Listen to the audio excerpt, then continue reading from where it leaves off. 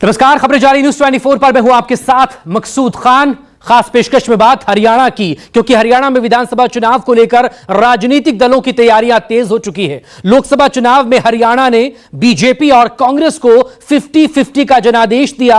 विपक्षी गठबंधन ने बीजेपी को पूर्ण बहुमत से रोक दिया और दिल्ली में नरेंद्र मोदी की सरकार तो बनी, लेकिन बीजेपी के लिए विधानसभा चुनावों की चुनौती मुश्किल हो गई है। अब हरियाणा विधानसभा चुनाव में किसान और अग्निवीर जैसे मुद्दों ने जाट समुदाय को नाराज कर रखा है। ऐसे में बीजेपी पिछड़ा और दलित वोट बैंक पॉलिटिक्स के जरिए हरियाणा में सत्ता की हैट्रिक बनाने का दम भर रही है, तो वहीं कांग्रेस ने भी बीजेपी सरकार के खिलाफ सड़कों पर उतरने की तैयारियां शुरू कर दी है और हरियाणा विधानसभा की फाइट टफ होती नजर आ रही है।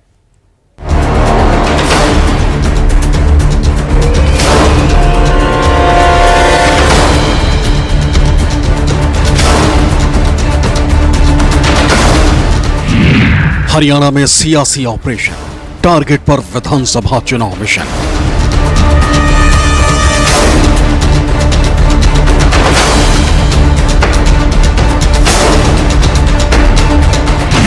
हरियाणा में शुरू सियासी हिसाब, जनता किसके हक में देगी जवाब।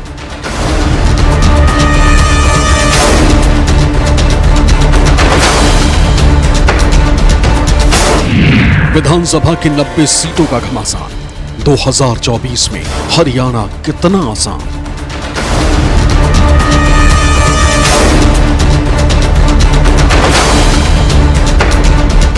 अक्टूबर 2024 में हरियाणा की 90 सीटों के लिए पार्टियां जनता दरबार में हाजिरी लगाएंगी और हरियाणा में फिलहाल सीधी टक्कर बीजेपी और कांग्रेस के बीच है। लोकसभा चुनाव में हरियाणा के 10 सीटों पर 5-5 की बराबरी वाले मुकाबले के बाद दोनों दल हरियाणा की सत्ता में काबिज होना चाहते हैं और यही वजह है कि बीजेपी और कांग्रेस दोनों दल मिशन हरियाणा में जी जान से जुट गए। हरियाणा कांग्रेस कमेटी के अध्यक्ष चौधरी उदय भान, पूर्व मुख्यमंत्री भूपेंद्र सिंह हुड्डा और रोहतक के सांसद दीपेंद्र सिंह हुड्डा ने करीब एक सप्ताह पहले हरियाणा मांगे हिसाब अभियान की शुरुआत की थी और हरियाणा की बीजेपी सरकार के खिलाफ कांग्रेस के इस अभियान के तहत सांसद दीपेंद्र सिंह हुड्डा हरियाणा के कोने कोने तक पहुंचने की तैयारी में है। इस रथ यात्रा के आयोजन का पर्पस क्या है, उद्देश्य क्या है? देखिए, हमारी रथ यात्रा नहीं अभियान है, हरियाणा मांगे हिसाब अभियान, और इसके माध्यम से हम पदयात्रा कर रहे हैं और डोर टू डोर कैंपेन पूरे हरियाणा प्रदेश में कांग्रेस के कार्यकर्ता कर रहे हैं। 10 साल भाजपा सरकार में हरियाणा विकास की पटरी से उतर गया, खुशहाली की पटरी से उतर गया। आज देश में बेरोजगारी में हरियाणा देश में नंबर 1, बेरोजगारी में नंबर 1, अपराध में नंबर 1। ऐसे में भाजपा सरकार से हम हिसाब मांग रहे हैं कि हरियाणा में इतनी दुर्दशा क्यों हुई। हरियाणा को बर्बादी के कगार पे इस सरकार ने खड़ा कर दिया और इसीलिए हिसाब मांग रहे हैं। यही हमारा अभियान है। हरियाणा मांगे हिसाब के साथ कांग्रेस हरियाणा की बीजेपी सरकार से कई सवाल पूछ रही। 10 सालों से हरियाणा की सत्ता में काबिज बीजेपी से कांग्रेस पूछ रही है कि बीजेपी प्रदेश में बेरोजगारी, महंगाई और अपराध पर सरकार लगाम क्यों नहीं लगा पाई। विकास की जगह फैमिली आईडी जैसे पोर्टल में जनता को फंसाया गया है। जब से हमारा अभियान शुरू हुआ है, भाजपा में बहुत तिलमिलाहट है। भाजपा के केंद्रीय नेता कह रहे हैं हरियाणा में आके कि हम हिसाब क्यों दें। तो ये तो मैं समझता हूँ कि प्रजातंत्र में 10 साल आपकी सरकार रही और 10 साल में हरियाणा जो विकास में देश में नंबर 1 था, प्रति व्यक्ति आय में नंबर 1 था हरियाणा 2014 में, प्रति व्यक्ति निवेश में नंबर 1 था हरियाणा 2014 में। आज वो हरियाणा हर रूप से, हर मापदंड से आप देखिए पिछड़ा। दिल्ली के 3 तरफ बसा हुआ हरियाणा बेरोजगारी में नंबर 1 भारत सरकार बता रही है। भारत सरकार बता रही है एनसीआरबी की रिपोर्ट कि अपराध में आज हरियाणा नंबर 1, फिरौती दर, अपहरण दर, डकैती दर में देश में नंबर 1, हत्या दर में देश में नंबर 2, नशे में पंजाब से आगे निकल गया हरियाणा। ऐसी स्थिति, हरियाणा का युवा पलायन कर रहा है। कई बहुत बड़े हरियाणा के क्षेत्र में, उत्तर हरियाणा में कई जिलों में गांव के गांव खाली हो गए। डंकी के रास्ते विदेश में जाकर मजदूरी करने पर हरियाणा नौजवान आज मजबूर हो गया इस सरकार में। आज हरियाणा की सरकार ने जो एससी समाज है, बैकवर्ड समाज है, उनके अधिकारों को, संविधान के, बाबा साहब के संविधान को कुचलते हुए उनके अधिकारों को छीनने के लिए पक्की नौकरी खत्म कर दी और भाजपा के पास कोई जवाब नहीं है। इसीलिए आपने देखा होगा जब हमने ये मांग करी कि हरियाणा मांगे हिसाब, तो भाजपा के नेता हिसाब देने की बजाय वो कहते हैं कि कांग्रेस से हिसाब लेंगे। 10 साल आपकी सरकार है, आप बताओ।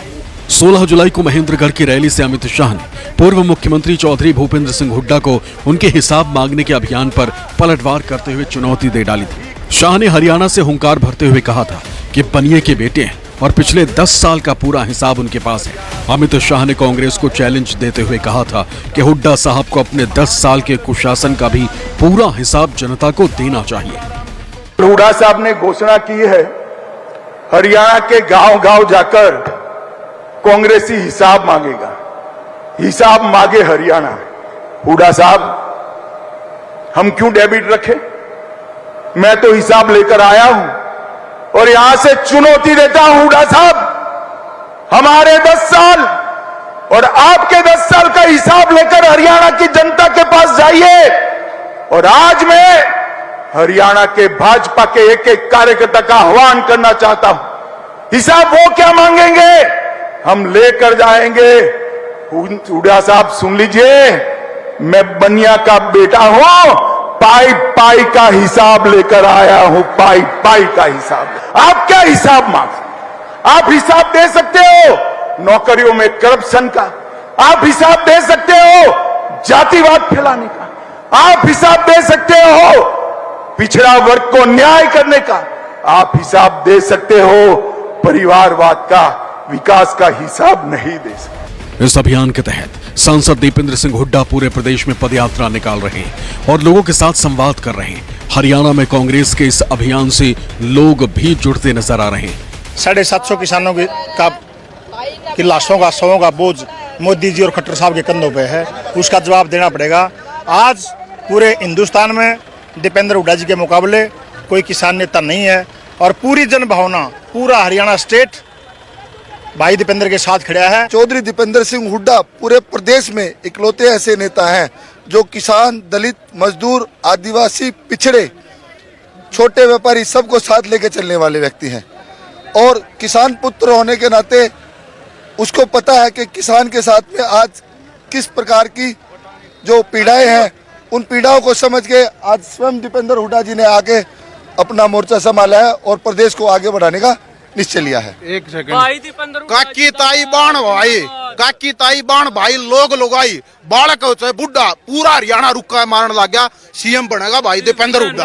हम जी सरकार तो बहुत दुखी है, हम बहुत परेशान हो रहे हैं। ना हमारे बिजली का बिल पड़ते, ना बड़का की फीस पड़ती, हम ना नौकरी न पैसा, घर में 4-4 आदमी कोर्स करे और बैठे हूँ। तो हम बहुत दुखी कर दिया इस सरकार ने। हम हाथ जोड़ कर कहे हम युवराज जी नहीं है। किससे उम्मीद है आपको? हम तो जी कांग्रेस तो उम्मीद कर रहे हैं कि हम वोट देंगे।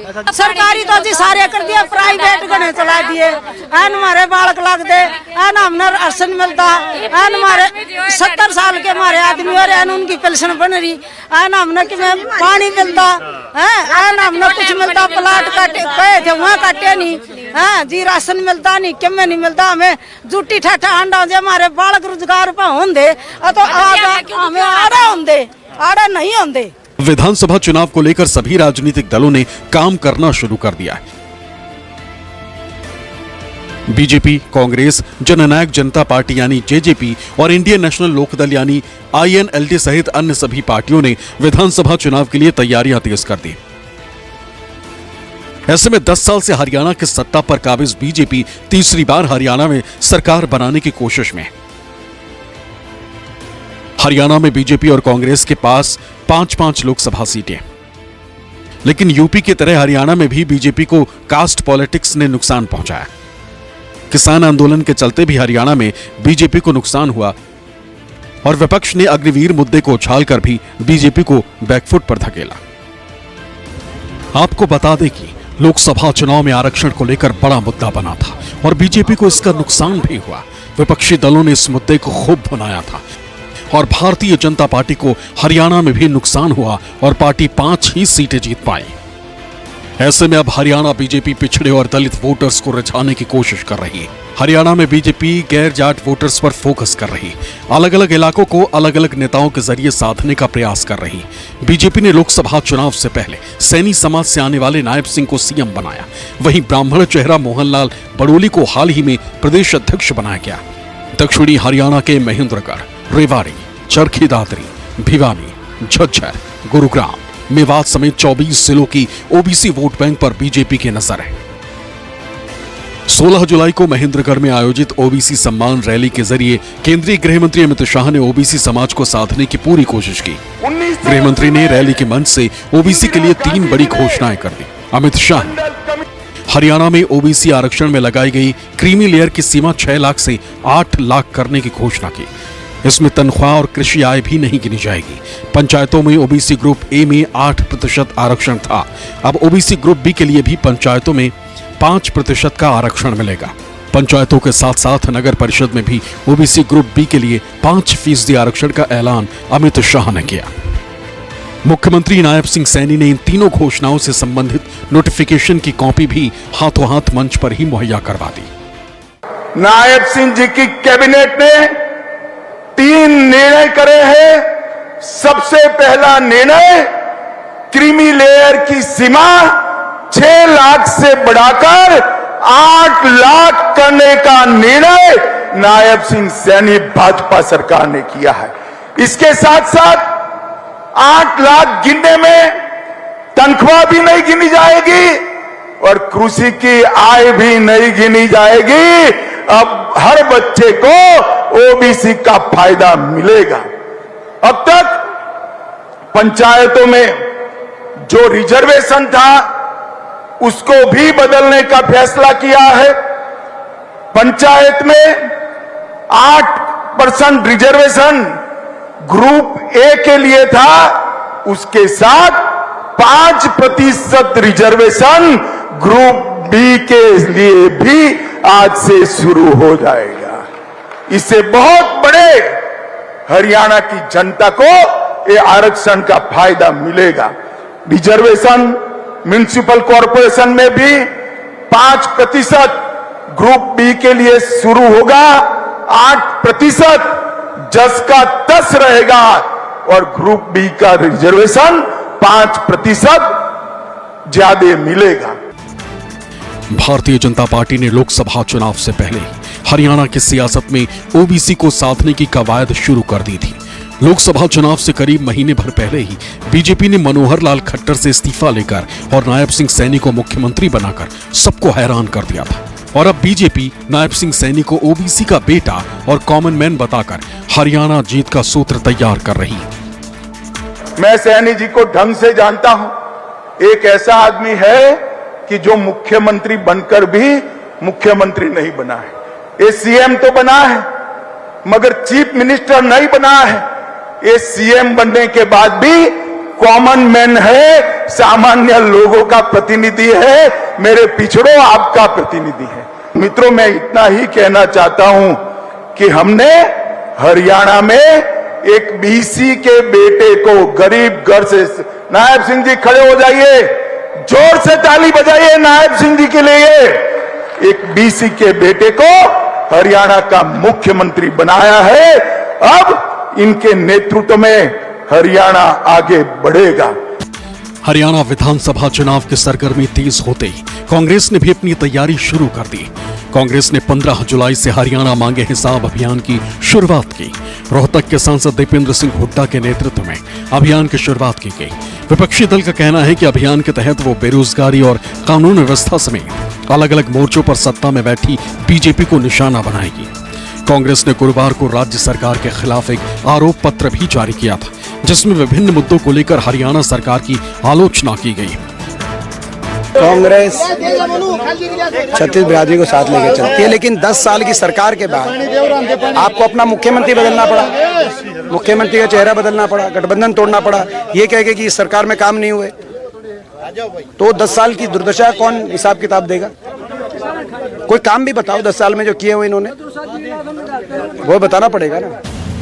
यूपी और बिहार की तरह हरियाणा में जातियों का गणित हर चुनाव में राजनीतिक दलों के लिए बड़ा चैलेंज रहा है। जातिगत आंकड़ों की बात करें तो हरियाणा में जाट समाज की आबादी 27%, दलित समुदाय की आबादी 21%, ओबीसी की आबादी 30%, ब्राह्मण समुदाय की आबादी 8%, पंजाबी 8%, वैश्य 5%, राजपूत 3.5% और मुस्लिम आबादी 3.5% है। हरियाणा में दूसरा सबसे बड़ा तबका जाट समुदाय, लेकिन किसान आंदोलन और फिर अग्निवीर योजना ने बीजेपी और जाट समुदाय के बीच मतभेद बढ़ा दिया। यही वजह है कि जब लोकसभा चुनाव से पहले हरियाणा में बीजेपी और जेजेपी के बीच दूरी बनी तो इसे एक तरह का पॉलिटिकल स्टंट माना गया। हरियाणा की राजनीति को समझने वाले मानते हैं कि जेजेपी से गठजोड़ खत्म करना बीजेपी की रणनीति का हिस्सा था। दरअसल जेजेपी को जाट वोटर्स की पार्टी माना जाता है। इसके अलावा जाटों का वोट इनेलो और कांग्रेस को भी मिलता है। ऐसे में भारतीय जनता पार्टी की रणनीति है कि जेजेपी को भी अलग कर दिया जाए तो जाट वोट बट जाएंगे। इस तरह जाट वोटर जब 4 हिस्से में होंगे तो गैर जाट मतदाताओं के सहारे बीजेपी फिर से सत्ता हासिल कर सकेगी। इस टूट का फायदा लोकसभा चुनाव और विधानसभा चुनाव दोनों में मिल सकेगा। लेकिन बीजेपी की इस स्ट्रेटजी को विपक्ष ने भांप लिया और लोकसभा चुनाव में बीजेपी को 5 सीट से संतोष करना पड़ा। जाट समुदाय इस बार कांग्रेस को वोट कांग्रेस को पिछली बार भी तो वोट दिया था। हाँ, कांग्रेस को। ये कांग्रेस का गढ़ है, बोर्ड गढ़वाल, कोला, बटियाना और गोवाना। मुख्यमंत्री कौन होगा? कांग्रेस को चाहेंगे, कांग्रेस की पार्टी से चाहेंगे कोई। आप किसको वोट दोगे? कांग्रेस। पाप की अंडी बार बार नहीं चढ़ती, तो इसलिए अब की बार हरियाणा में तो 80 पार भाई दीपेंद्र सिंह हुड्डा। हरियाणा में बीजेपी और कांग्रेस के बीच घमासान है, लेकिन हरियाणा में आम आदमी पार्टी ने अकेले ही 90 सीटों पर चुनाव लड़ने का ऐलान करके मुकाबला दिलचस्प बना दिया है। और इसी कड़ी में आम आदमी पार्टी शनिवार को पार्टी संयोजक और दिल्ली के मुख्यमंत्री अरविंद केजरीवाल की चुनावी राज्य के लिए गारंटी की घोषणा के साथ हरियाणा में विधानसभा चुनाव अभियान की शुरुआत की। आप संयोजक अरविंद केजरीवाल के जेल में होने की वजह से उनकी पत्नी सुनीता केजरीवाल हरियाणा के पंचकुला में आप मीटिंग में पहुंची। 2014 में जब मोदी जी प्रधानमंत्री बने, पूरे गुजरात ने उनका समर्थन किया, सारी सीटें बीजेपी को दे दी। आपके केजरीवाल ने पूरी दुनिया, देश में अपना हरियाणा का नाम रोशन किया है। आप उनका साथ देंगे? पक्के से? अब 3 महीने बाद विधानसभा चुनाव है। इन चुनावों में बीजेपी को 1 सीट नहीं जानी चाहिए। पक्का? ये बात अरविंद केजरीवाल की नहीं है, ये हरियाणा की इज्जत की बात है। बिजली दी गारंटी, हस्पतालों की गारंटी, आम आदमी क्लिनिकां की गारंटी, नाल दी नाल रोजगार की गारंटी, नाल इंडस्ट्री नूं लैके आउण दी गारंटी, मान सन्मान की गारंटी। होर देखो, असी करोड़ रुपया दिल्ली ते पंजाब है सिर्फ जे कोई साडा जवान, फौज का जवान किते बॉर्डर ते रब ना करे शहीद हो जाए ड्यूटी दौरान, 1 करोड़ रुपए का चैक ਉਹਦੇ ਭੋਗ ਤੋਂ ਪਹਿਲਾਂ ਉੱਥੇ ਦੇ ਕੇ ਆਉਣੇ। ਸੋ ਆ ਜਿਹੜੀਆਂ ਗਰੰਟੀਆਂ ਅਸੀਂ ਲੈ ਕੇ ਆਏ ਇਹ ਤਾਂ ਪੂਰੀਆਂ ਹੋਣਗੀਆਂ ਜੇ ਤੁਸੀਂ ਸਾਡਾ ਸਾਥ ਦਿਓਗੇ। आपको बता दें कि आम आदमी पार्टी ने हरियाणा में इंडिया गठबंधन से अलग होकर अकेले चुनाव लड़ने का फैसला किया है। आम आदमी पार्टी का मानना है कि दिल्ली और पंजाब में आम आदमी पार्टी की सरकार है और ऐसे में हरियाणा विधानसभा चुनाव में इसका सीधा और बड़ा फायदा मिल सकता है। हमारी पार्टी ने फैसला किया है कि आने वाले दिनों में हरियाणा में इलेक्शन आ रही है तो आम आदमी पार्टी पूरी ताकत से हरियाणा की इलेक्शन लड़ेगी, विधानसभा की। क्योंकि दिल्ली में हमारी सरकार है, पंजाब में हमारी सरकार है। आधा हरियाणा पंजाब से टच करता है, आधा हरियाणा दिल्ली से टच करता है। हरियाणा के इस लॉन्चिंग का आज पहला दिन है। आपके पीछे भी लिखा हुआ है, बदलेंगे हरियाणा का हाल, अब लाएंगे केजरीवाल। राजनीतिक जानकारों का मानना है कि हरियाणा में आम आदमी पार्टी के अकेले विधानसभा चुनाव लड़ने से कांग्रेस को नुकसान हो सकता है। आपका उभरना कांग्रेस के वोट बैंक में सेंध लगा सकता है। शहरी और युवा वोटर्स को आप अपने वोटर्स में बदल सकती है। शहरी और युवा वोटर भ्रष्टाचार और सुशासन के मुद्दे पर आपकी नीतियों की ओर आकर्षित हो सकते हैं। कांग्रेस और आपके अलग अलग चुनाव लड़ने से हरियाणा में बीजेपी को बड़ा फायदा मिल सकता है। हरियाणा की राजनीति में बीजेपी चौतरफा मुसीबत से घिरती नजर आ रही है। पहला किसान, दूसरा अग्निवीर, तीसरा आरक्षण, और चौथा विपक्षी तैयारी। लोकसभा चुनाव में 50-50 फाइट रहने के बाद बीजेपी हरियाणा विधानसभा चुनाव में हर वो दाव आजमा लेना चाहती है जिससे उसे राज्य में भी तीसरी बार सत्ता में आने का मौका मिले।